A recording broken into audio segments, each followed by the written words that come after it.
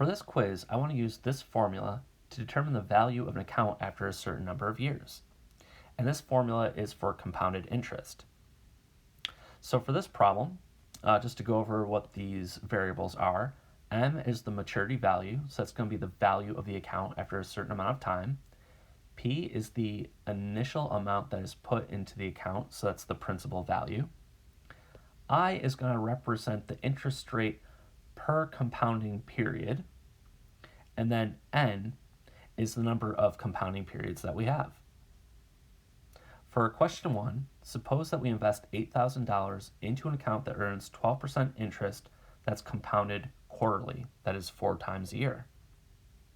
Okay, step 1 is going to be, well, in 15 and a half years, how many compounding periods are there?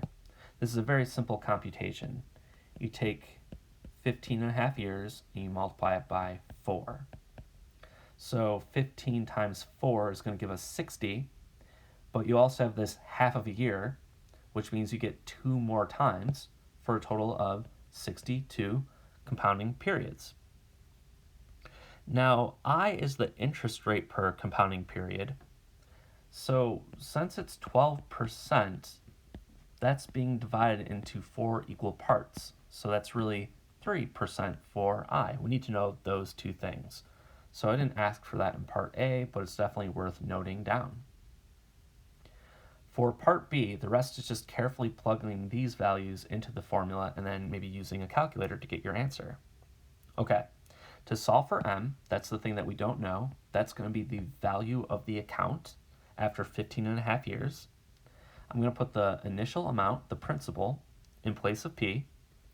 I then put 1 plus, okay, instead of using 3%, we're going to have to use its decimal form, which is 0.03. And in my calculator, I have an option for exponents, which is this caret symbol. You have to just be careful which one you use, but that's going to be the value of N, which is 62. And before entering this into your calculator, it might be nice to simplify it carefully. So let's see, can't really do anything with the 8,000. I can add 1 in 0.03 to change it to this, and I raise that to the power of 62. So I'm going to go to my calculator. That's 8,000 times 1.03 to the power of 62.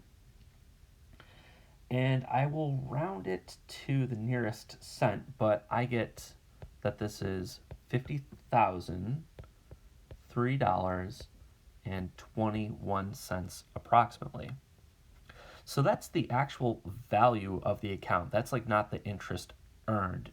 But I know the value of the account is a little bit over $50,000.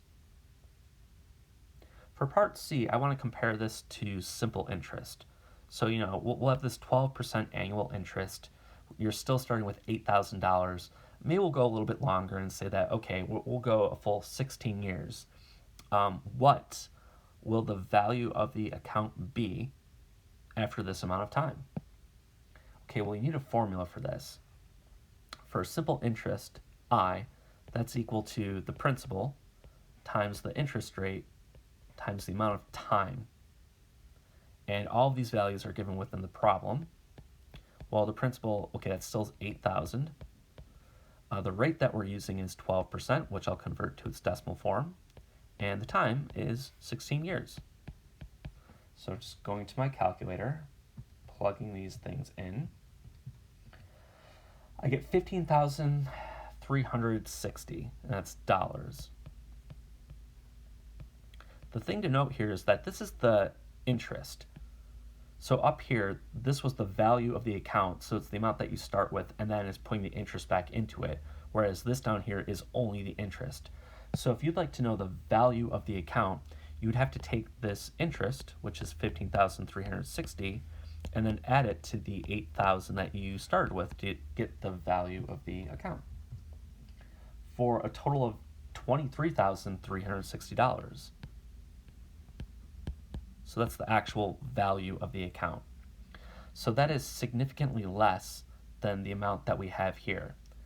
The idea behind compounded interest is you're earning interest off of your interest, which is why your account is actually growing faster. But that's everything that we need for this quiz.